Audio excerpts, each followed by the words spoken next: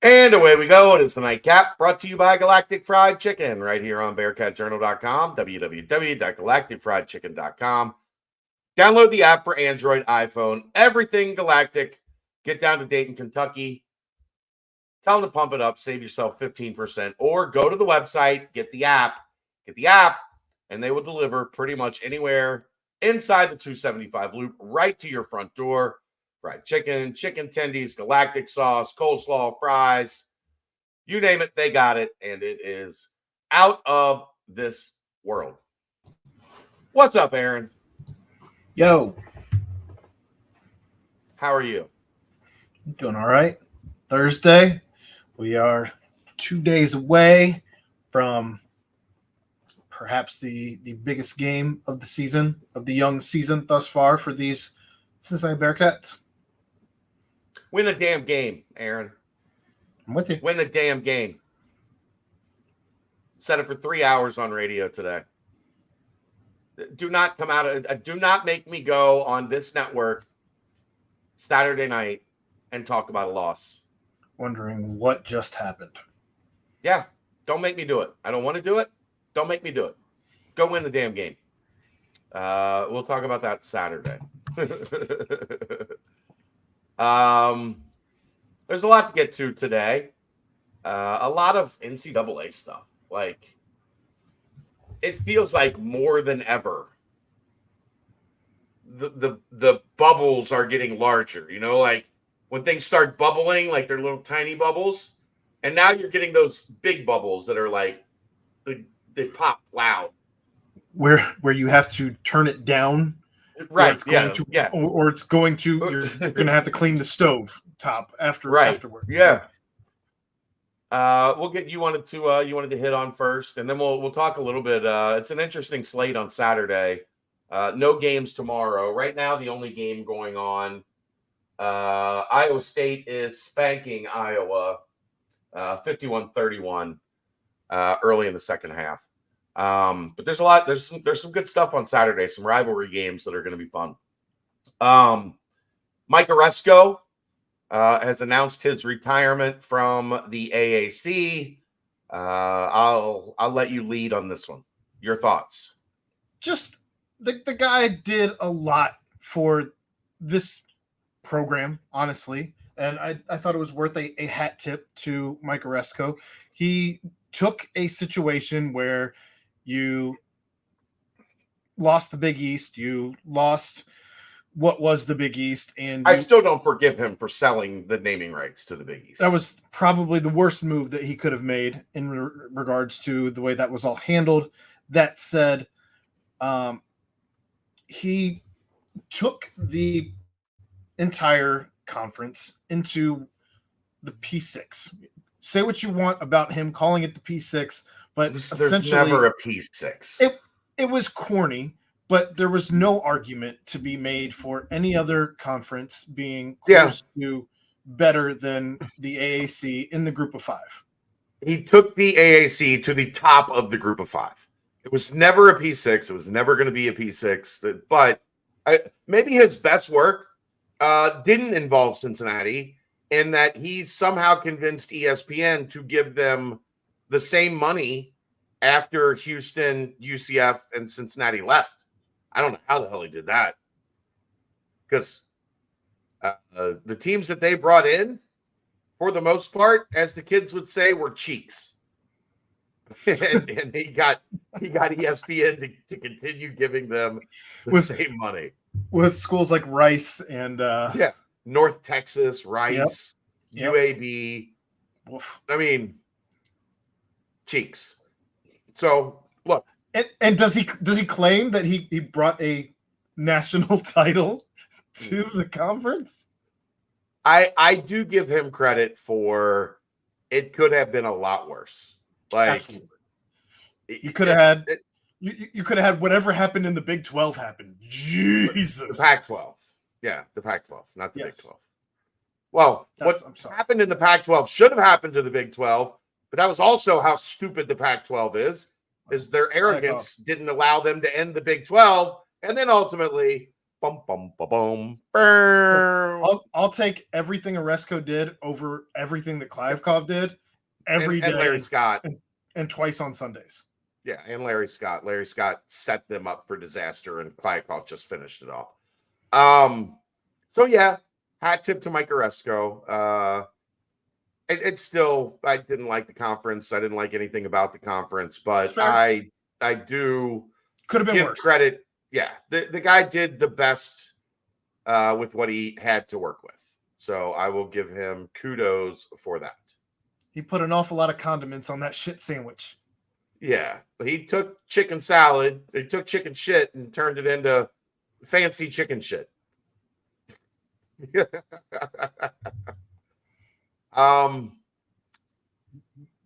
So the NCAA stuff is getting interesting.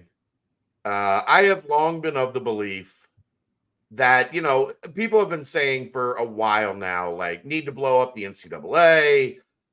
They need to go away. You need to get rid of it. And my answer to that was always, you have to have a governing body. So if you blow up the NCAA, there has to be something, like, you're just going to have to start a new NCAA to run things. And for the most part, the schools want the NCAA because the NCAA is how they cover their ass. With the way things are going, Aaron, I'm starting to maybe rethink my position. Today, the attorney general from 7 different states have filed suit against the NCAA. West Virginia, Colorado, Ohio, Illinois, New York, North Carolina, and Tennessee. Stating that their transfer rules are a violation of antitrust lawsuits, and basically that they have contradicted themselves so many times that basically that it's null and void. They are seeking an injunction. The injunction would essentially deem waivers unnecessary, and that everybody that was transferring would be cleared. I don't know if that's temporary or like what the ramifications from that are. My guess would be, Aaron, if this is in federal court and there's an injunction granted, there's nothing the NCAA could do if you played your player while this was happening, which is quite different than, like, Aziz had a lawyer, and the lawyer goes to a court in Ohio, and a judge in Ohio grants a temporary injunction, and he plays. But then once that is overturned or overruled or whatever, then the NCAA could circle back and, like, punish you for playing that player. I don't know that would be the case, and I'm sure we've got some lawyers that'll help us out with this, but it would seem as long as that injunction is in place, the NCAA would have no power to enforce their transfer rules, which are ridiculous to begin with. Aaron, if you were really good at, like, playing trumpet, right? And you go to a small school and you play trumpet, and then you get pretty good, and you transfer to a school that has a trumpet program, and then you get really good at that school, and then you transfer a second time to, like, CCM. Now you're a master trumpeter. You know what? There's no restrictions from doing that. You can do that whenever the hell you want. If you want to be a doctor, you can transfer as many times as you want. If you want to be a lawyer and you're going to one school and you think there's a better opportunity in another school to get into a great law school, you can transfer all you want. It is nothing more than athletic directors and coaches who want to control the market and have control over players that they recruited and brought into their program. Absolutely. And this is going to be fascinating. Well, I think my favorite part about the lawsuit stuff today is the fact that they were hit with not one, but 2 lawsuits today. The NCAA got 2 lawsuits today, as they were hit with another one where they essentially somebody is objecting to the NCAA's rules prohibiting pay for play. So they're also being hit with. This is great. just athlete pay. They're just being hit with athlete pay. They're being hit with transfer rules. So they're just getting, it's essentially become blitzkrieg, right? Where you're just getting hit on all sides. So this is from Steve Berkowitz, who is a sports projects reporter and editor for USA Today Sports. College athletes, plaintiffs, lawyers, Steve Berman and Jeff Kessler have filed a new suit against the NCAA and the Power 5 conferences. This case, on behalf of 3 athletes, challenges what the complaint calls the NCAA's rules prohibiting pay for play. Here is the best part, Aaron. 3 days ago, when NCAA President Charlie Baker talked about a new proposal concerning athlete compensation and wanted the NCAA to create a new subdivision where schools are required to give every scholarship athlete a trust fund, essentially, consisting of at minimum $30,000. Yeah. Well, now they're being sued, and part of the suit is using Charlie Baker's new proposals and his comments about them, and it alleges that any continued claim that amateurism is a justification from prohibiting schools and from paying athletes is now, quote, factually bankrupt. Do you know ding, why? Ding, ding. Do you know why President Baker presented this proposal? Because I see right through it. I don't know if you see right through it, but I see right through it. Here's the thing. I do think, I genuinely believe this, Aaron. I think Charlie Baker actually is the first person to be in charge of the NCAA that has a vision out of these woods that they've created, the lost woods that they've created for themselves. I think he has an understanding of like what we're doing isn't working. Like he's the one that also proposed you take the rule book that's this thick and you get it down to this. So I'll hear you out, but I do believe this guy is acting in good faith that he's looking at what he's dealing with and going, this is messed up, man. What are we doing here? I think he recognizes that it's all a mess. I also think that he's also trying to do everything he can to get out ahead of these players becoming employees of the state. That's the last thing they want. Employees of the universities and having to do things like pay the students insurance and have to take care of things that they don't want to take care of as employees of the state. They don't want to make them employees. So like that is absolutely, you are correct there. I think he's also trying to get out ahead of the fact that they don't want these student athletes to unionize. And I think that's also coming very soon. It has to be coming very soon. They're the only sports organization as things currently stand that does not have a union. Yeah. And they're maybe the largest athlete organization. Oh, for sure. Anywhere. Every school has hundreds and hundreds of scholarship athletes. Correct. So I think that's what needs to happen. And I think that's probably going to be the hardest thing to get to happen because you have so many student bodies that would have to get together collectively to make this happen. You'd almost have to have a representative for each university or each conference get together because there's so many conferences involved and divisions with people that have different visions and people that are at different levels. And so looking at all this as it's happening, Aaron, my mind is almost changing like in real time to they might have to blow the NCAA up because what Charlie Baker talked about, like when he first got the job, taking that rule book like this and shrinking it by 80%. You know why they need to do that? Is because they're reactionary. They just we'll write a new law, we'll write a new rule, we'll write a new one. And now all of a sudden you got all this, and when a lawyer like really goes after it, they go, oh well, this contradicts that, and that contradicts this, and this contradicts that, and it's like why the ACC can't get out of their TV deal, right? Because it's this big instead of this big. Like that's basically the ACC TV deal. That's why their grant of rights. That's why their grant of rights is impossible because it's like 3 sentences. Like it is 5 shorter than a Brent Young preview prediction in the weekly article that we did. We sign over all of our rights, and you write your name, and that's it. That was the whole document right there. When it's like this, it gets picked apart, and it's dumb and it's pointless. So maybe there is, like, maybe I'm coming around that you do have to blow it up and start over, and maybe it stays the NCAA but like the only way I think to like rid yourself of all these ignorant errors that you made is maybe to start an entirely new thing. It's going to be hard if you do try and make things fair across the board. I think it's going to be hard to separate, or to not separate rather, Division I from Division II from Division III. And even I know that they're talking about subdividing the conferences, or subdividing the NCAA Division I.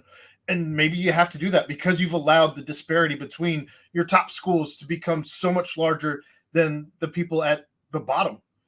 It's hard for those things to stay equal when you have one school over here, like in Ohio State, making it's $1 billion industry. Their sports program is $1 billion industry, and then you have somebody, like a group of 5 school not making that. I think the budget for Cincinnati on that chart I saw this week was what, like, I don't want to misquote it, but I think it was I don't remember 60 million or something thereabouts. And then it's projected up into like 70, like it'll get to 100 by 2025. Sure. When the real money kicks in. But yeah, like they're like North Texas, Rice, like they're not playing the same sport as Texas. No. At least not practically. Even in your own state there, I wouldn't even say Houston is playing the same sport as Texas. Yeah. But, and then you have basketball where Delaware is playing the sport better than Xavier.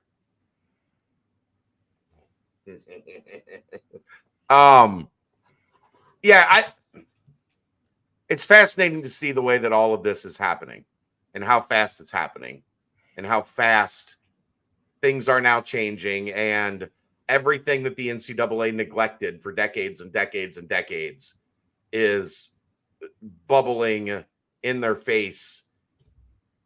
That's what happens when you bury your head in the sand. Yeah. Right? Like, it's their own doing. It caught up to you. Yeah. Should have been far sooner than this, if you ask me. But, there were people in powerful places that made sure it didn't happen. And here in 2023, it's hard to hide behind all of those walls that you once had protection behind. Right. Well, part of politics was protecting Big State U.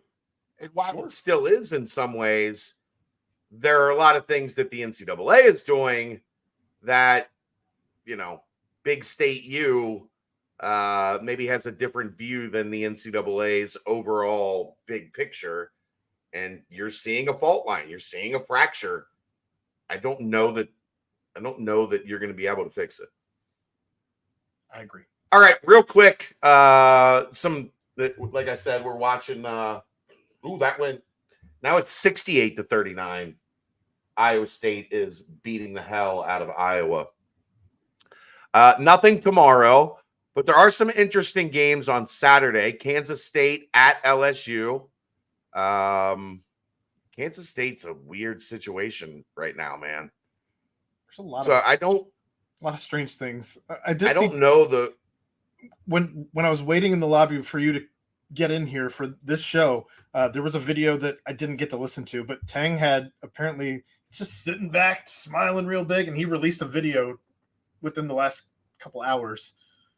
So they had one of their fan favorites got into some trouble on campus, and from the outside, it doesn't seem like anything like drastic, but out of nowhere, their athletic, it's Naquan Tomlin, I think, their athletic director punted the kid, and now he's going to end up in the transfer portal and eligible somewhere else like next week.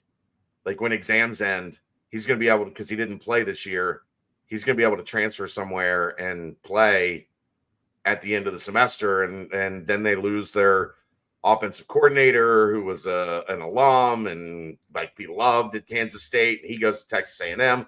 There's a lot of chaos at Kansas State right now. So that's the type of thing that can get you.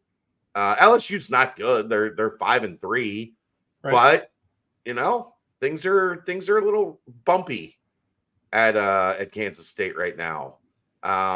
Houston plays Jackson State, Texas, Houston Christian, Arkansas at Oklahoma. Well, it's a neutral site game. Arkansas and Oklahoma. So that should be a pretty good one. Clemson, TCU. Somebody's going to fall from the ranks of the undefeated. Clemson is 8-0. TCU is 7-0. That game is in Toronto.